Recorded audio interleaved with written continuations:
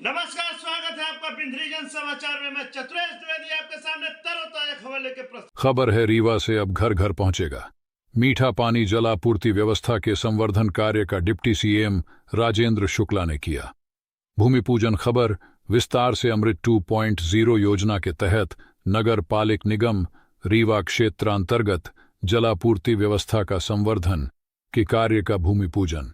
उप मुख्यमंत्री राजेंद्र शुक्ला के मुख्य अतिथि में आज नवीन जल शोधन संयंत्र परिसर वेटनरी कॉलेज के पास बैसा रोड कुठुलिया में संपन्न हुआ।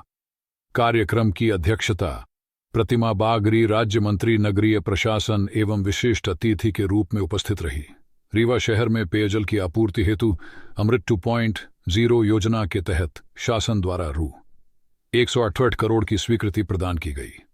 अमृत 2.0 योजना के तहत 27 MLD के फिल्टर प्लांट, 12 नवीन पानी टंकी का निर्माण, 462 किलोमीटर डिस्ट्रीब्यूशन पाइपलाइन का निर्माण एवं 15,000 नए घरेलू कनेक्शन दिया जाना प्रस्तावित है। वर्तमान में रीवा नगर में 100 MLD क्षमता के वाटर ट्रीटमेंट प्लांट संचालित है। इस योजना के पूर्ण होने के पश्चात रीवा शहर में 95 MLD के वाटर ट्रीटमेंट प्लांट स्थापित हो पाएंगे।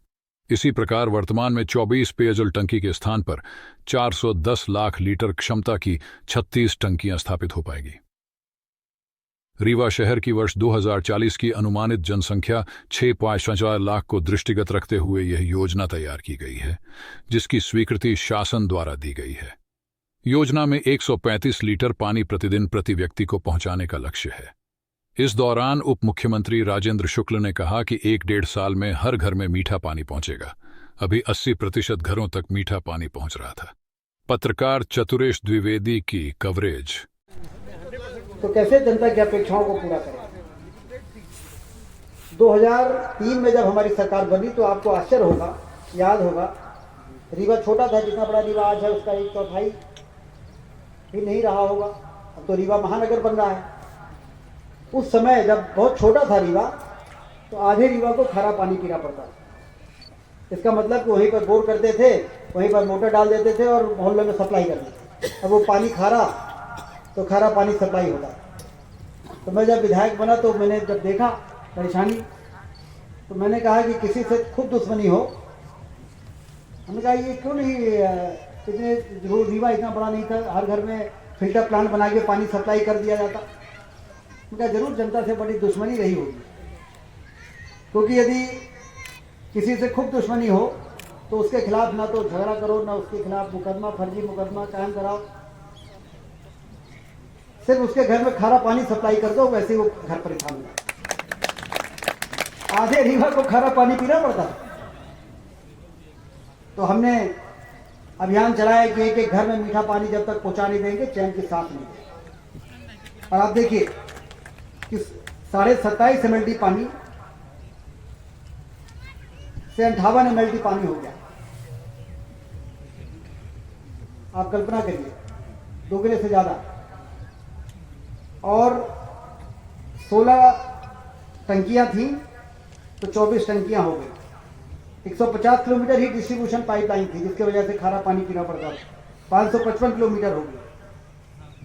और अब इतना हो गया तो हमने सोचा कि अब तो यहाँ पर हमारी कमिश्नर बैठी हैं संस्कृति जी और शैलेश शुक्ला जी बैठे हैं, सारे पार्षद यहाँ पर हैं। तो जब देखो किसी मोहल्ले से आए कि साहब अभी खारा पानी मिल रहा है, तो हमने कहा क्यों इतना लगातार पैसा मंजूर कर रहे हैं। 103 करोड़ रुपए दिला चुके हैं इनको पिछले 10 साल में, 103 करोड़ रुपये।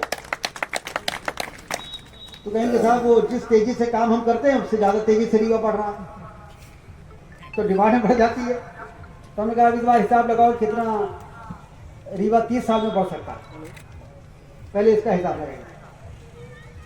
तो 30 साल में बताया कि सतीश जी 135 MLD की जरूरत पड़ेगी। तो कितना पैसे की आवश्यकता पड़ेगी। तो इन्होंने खूब 1 महीने मेहनत करके ले आए। फिर से तो धरना कहीं के साथ 158 करोड़ रुपए की जरूरत पड़ेगी। हमने कहा अभी 100 करोड़ दिला दिया, अब 158 मांगने लगे। लेकिन भारतीय जनता पार्टी की सरकार में पैसे की कमी ये कहने वाली सरकार नहीं है कि हमारे पास फलाना काम के लिए पैसा नहीं। आप कल्पना करिए रीवा जैसे एक नगर निगम में 103 करोड़ रुपए मंजूर कराने के बाद 158 करोड़ फिर से मंजूर करा के आपके बीच में हम आए हैं भूमि पूजन का।